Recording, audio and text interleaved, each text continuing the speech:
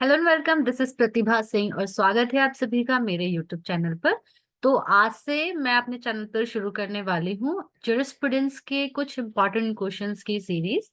और क्योंकि आज ज्यूरिस्प्रूडेंस के सीरीज का बिल्कुल पहला वीडियो है, तो आज हम डिस्कस करेंगे ज्यूरिस्प्रूडेंस को ही। और इसमें हम देखने वाले हैं आज की ज्यूरिस्प्रूडेंस की मीनिंग क्या होती है, इसकी क्या क्या डेफिनेशंस दी गई हैं और इसका स्कोप क्या है, जो कि आपके एग्जाम पॉइंट ऑफ व्यू से बहुत ज्यादा जरूरी है। तो देख लेते हैं सबसे पहले इंट्रोडक्शन के बारे में। नाउ इंट्रोडक्शन, क्योंकि देखो हम अगर ज्यूरिस्प्रूडेंस पढ़ रहे हैं तो हमें जानना बहुत जरूरी है कि ज्यूरिस्प्रूडेंस बेसिकली है क्या। तो जैसा कि आप देख सकते हो, ज्यूरिस्प्रूडेंस जो है ड्राइव्ड हुआ है लैटिन भाषा के एक शब्द ज्यूरिस्प्रूडेंशिया से। और ज्यूरिस्प्रूडेंसिया अपने आप में दो शब्दों से मिलकर बना हुआ है। The very first word is juris and the second one is prudentia. यहाँ ज्यूरिस का मतलब है लॉ और प्रूडेंशिया का मतलब है स्किल या फिर नॉलेज। अगर हम इन दोनों शब्दों को सही से पढ़ने की कोशिश करें तो हम पहचान जाएंगे कि भाई ज्यूरिस्प्रूडेंस जो है वो सिग्निफाई करता है नॉलेज ऑफ लॉ को एंड इट्स एप्लीकेशन, है ना। और अगर इस सेंस में हम देखें तो ये कवर करता है whole body of legal principle in the world.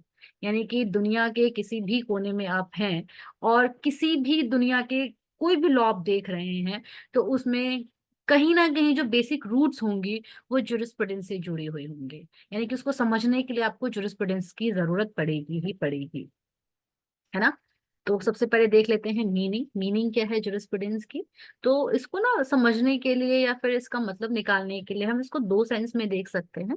अगर हम इसको बाय दिस सेंस में देखेंगे तो ये नॉलेज ऑफ लॉ ही है। जैसा कि हमने अपनी प्रीवियस स्लाइड में भी देखा था, ज्यूरिस्प्रूडेंशिया है ना, नॉलेज ऑफ लॉ।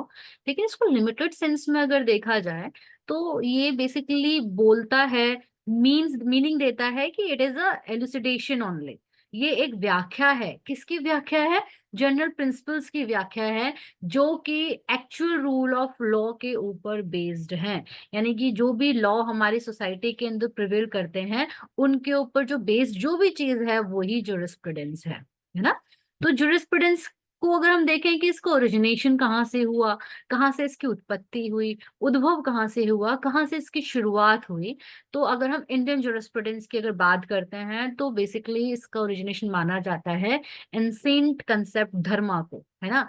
और धर्मा क्या है भाई? Dharma which was considered to be the best way to discipline one's mind. Behaviour है, किस तरह से आपको समाज में रहना है, ये सारी चीजें धर्म है, ठीक है। और स्टडी ऑफ ज्यूरिस्प्रूडेंस सबसे पहले जो शुरुआत की गई as a separate branch of knowledge, ये कहाँ पे शुरुआत की गई? रोमन्स में शुरुआत की गई, ठीक है। अब हम देख लेते हैं डेफिनेशंस। नाउ देखो, जैसे कि मैंने बोला कि देखो एंसिएंट है ना। और अ, हम जब पुरातन काल से लेकर यहाँ तक आए हैं तो लॉ ने बहुत सारा विकास किया होगा, विधि ने बहुत ज्यादा निरंतर क्या करा होगा? विकास करा होगा। और हम सब जानते हैं कि जो लॉ है वो बहुत डायनेमिक है, उसमें बहुत समय समय पे चेंजेस होते रहते हैं। पिछले 50 सालों में जो समाज था वो अब नहीं है, अब जो है वो अगले 50 सालों में नहीं रहेगा, बल्कि 10 सालों में भी बहुत लॉज ऐसे होते हैं जो बदलते रहते हैं, डायनेमिक होते हैं।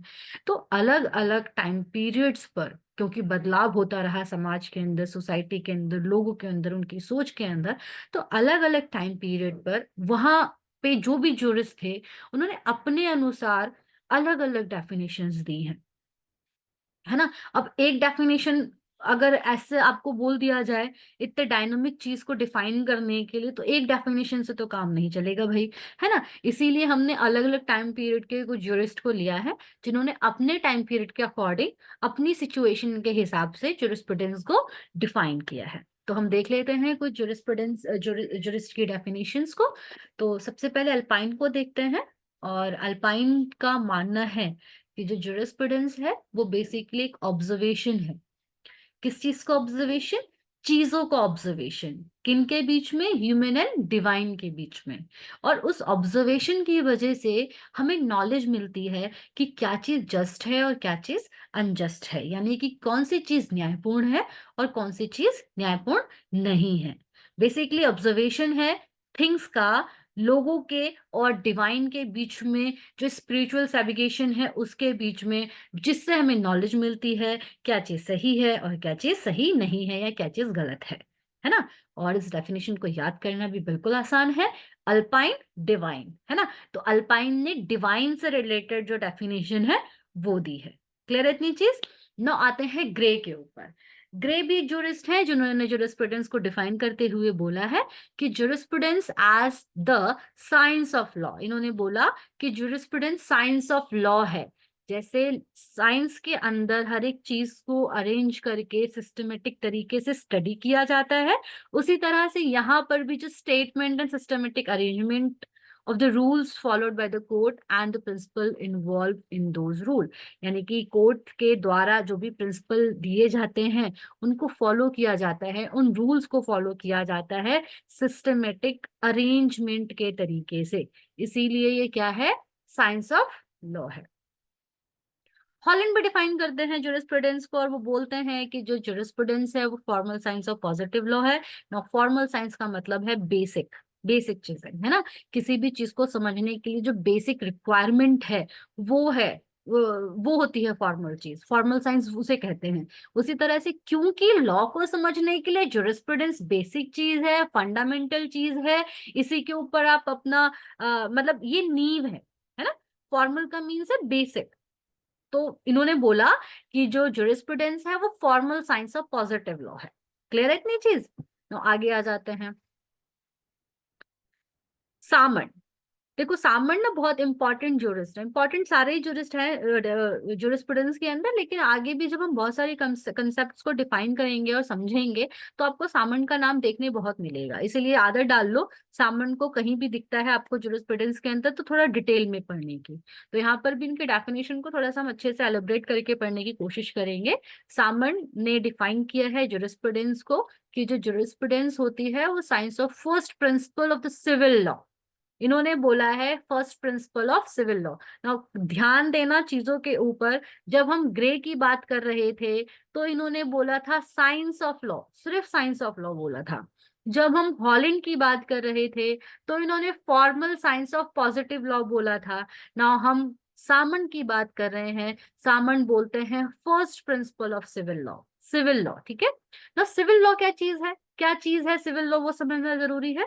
तो सामन के according civil law consist of rules applied by the court in the administration of justice, यानी कि कोर्ट के पास जब कोई भी मुद्दा जाता है और एडमिनिस्ट्रेशन ऑफ जस्टिस के दौरान जो भी रूल्स दिए जाते हैं, अप्लाई किए जाते हैं, वो वही सिविल लॉ है। ठीक है। और the juristic laws regulate external human conduct only and not the inner belief of men। और जो juristic laws हैं यानी कि जो civil laws हैं जो jurist के द्वारा दिए गए हैं, क्योंकि भैया ये कोर्ट के द्वारा दिए गए हैं एडमिनिस्ट्रेशन ऑफ जस्टिस के दौरान, यानी कि juristic laws हैं, ये बेसिकली रेगुलेट करती हैं एक्सटर्नल ह्यूमन कंडक्ट को, इनर बिलीफ्स को नहीं करती, है ना। और they are enforced by court of judicial tribunal and carry with them sanction ranging from capital punishment to a fine or even a mere admonition। यानी कि सिर्फ नसीहत दे के भी छोड़ा जा सकता है आपको, आप पे फाइन भी लगाया जा सकता है, या आप कैपिटल पनिशमेंट के भी हकदार हो सकते हैं। ये कोर्ट ऑफ जो लॉ होगा वो डिसाइड करेगा कि किस तरह के ऑफेंस के लिए, किस तरह की गलती के लिए आपको किस तरह का पनिशमेंट दिया जाएगा। ठीक है। ऑस्टिन को हम देख लेते हैं, ऑस्टिन क्या बोलते हैं जुरिस्प्रूडेंस को डिफाइन करते हुए। तो ऑस्टिन कहते हैं कि जो जुरिस्प्रूडेंस है वो बेसिकली फिलोसफी ऑफ लॉ है। और जो ऑस्टिन में एक बात आपको ये भी ध्यान रखना बहुत जरूरी है कि ये पहले जुरिस्ट थे जिन्होंने जुरिस्प्रूडेंस को एज अ साइंस कंसीडर किया था और माना था। ठीक है। और यहाँ पे क्योंकि ये डेफिनेशन में पॉजिटिव लॉ को यूज कर रहे हैं, पॉजिटिव लॉ का मतलब है इनके अनुसार जस्ट पॉजिटिवम, जिसका मतलब है ऐसे सारे रूल्स, ऐसे सारे लॉ जो कि लेट डाउन किए जाते हैं political superior for commanding obedience from his subjects, यानी कि जो भी पॉलिटिकल सुपीरियर होता है, जिसके हाथ में पावर होती है, जिसके हाथ में सत्ता होती है, वो रूल्स बनाता है टू रेगुलेट द पीपल जो कि पॉलिटिकल इंफीरियर हैं, है ना, जिनके पास हाथ में सत्ता नहीं है, उनको कमांड करने के लिए। और जो पॉलिटिकल इंफीरियर लोग होते हैं उनको लॉ को ओबीडिएंट करना बहुत जरूरी है। ठीक है।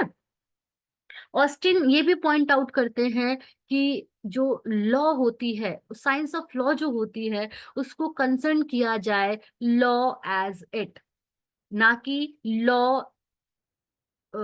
ऑट टू बी, है ना। यानी कि जो लॉ है वो लॉ है, लॉ वो नहीं है जो होना चाहिए। तो लॉ क्या है, जो है अभी प्रेजेंट में, चाहे उससे लोग खुश हैं नहीं है, but law is something which is as it, not as it ought to be, ऐसा नहीं जो होना चाहिए, ऐसा जो है। और जुरिस्प्रूडेंस को डिवाइड करते हुए इन्होंने दो तरह से बताया कि जो जुरिस्प्रूडेंस होता है वो दो तरह का होता है। The very first is general jurisprudence and the second one is particular jurisprudence. जैसा कि नाम से ही हमको पता चल रहा है, जनरल jurisprudence का मतलब होता है कॉमनली, जो कॉमन लीगल सिस्टम होते हैं वो, और पर्टिकुलर मीन्स स्पेसिफिक जो लीगल सिस्टम होंगे उन पे जिस जिस तरह से अप्लाई होगा, that is particular, situation based, situation to situation, country to country या नेशन टू नेशन वो वेरी करता रहेगा, ठीक है। Scope, now very important, scope क्या है जुरिस्प्रूडेंस का।